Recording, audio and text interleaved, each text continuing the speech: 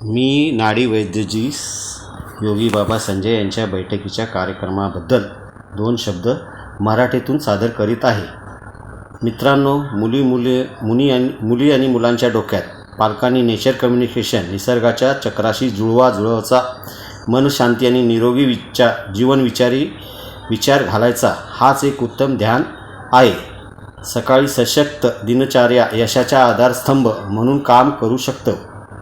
उशिरा झोपणे, उशिरा उठणे हे मनोविकृती होतच आहे. मानसिक आरोग्यावर विपरीत परिणाम होऊ शकतो. रात्रीचे अनावश्यक जागरण टाळा. रात्री उशिरापर्यंत जागरण केले हे तर पित्त वाढते, बुद्धीची क्षमता न्यून होते म्हणजे कमी होते. वाढलेल्या पित्ताला शांत करायचा हा सर्वात प्रभावी उपाय आहे. परंतु अनावश्यक जागरण टाळणे मूलगामी उपाय आहे. लवकर निजे लवकर उठे, त्यास आयु आरोग्य लाभे, अशी शिकवण पूर्वीच्या मुलांना दिली जाई. आजची मुले उशिरा झोपतात, सकाळी उशिरा उठतात. पूर्ण ऋषीमुनींचा दिवस ब्रह्ममुहूर्तीच्या वेळी चालू होत असे. पूर्वी दिनचर्या निसर्गाला धरून होती. सध्याची तशी स्थिती नाही.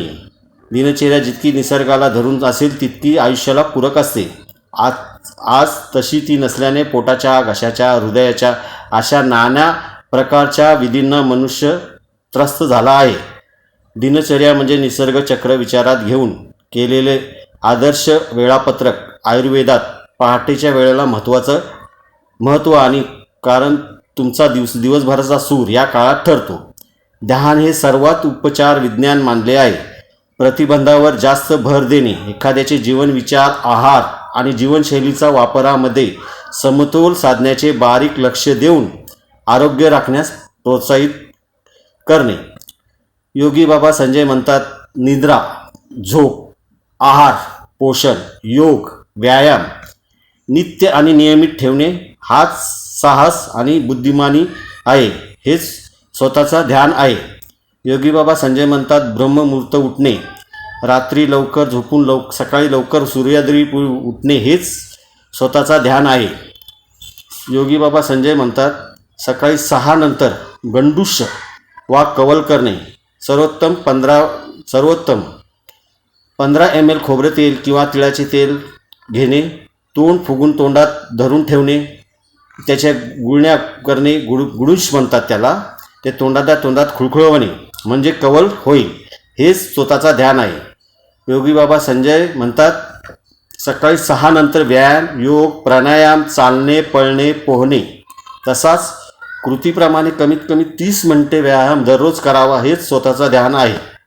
योगी बाबा संजय म्हणतात, सकाळी 7 ते 8च्या दरम्यान नाश्ता जरूर करावा.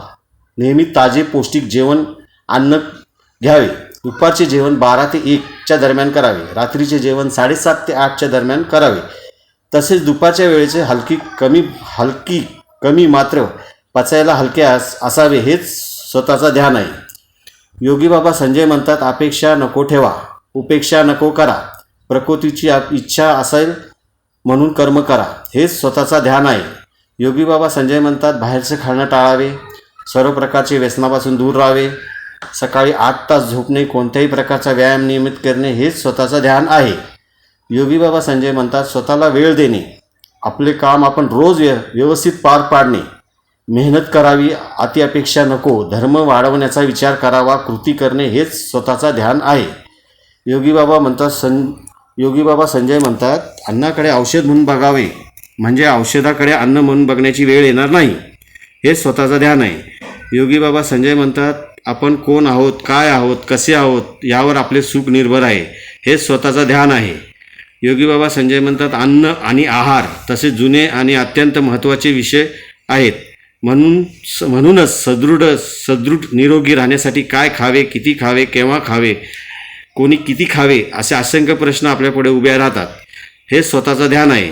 योगी बाबा संजय म्हणतात, जेवताना हळूवार जेवणे, जेवणाच्या अर्धा तास आधी किंवा नंतर पाणी प्यावे, जेवण चावून नीट पद्धतीने करावे, स्वतःचे जास्त मिठाचे, साखरेचे, तेलाचे पदार्थ टाळावे, कुठल्याही प्रकारचे व्यसन करायचे नाही, वायू प्रदूषण, ध्वनी प्रदूषण शक्य तेवढे टाळावे, शाकाहारी राहावे. हेच स्वतःचं ध्यान आहे.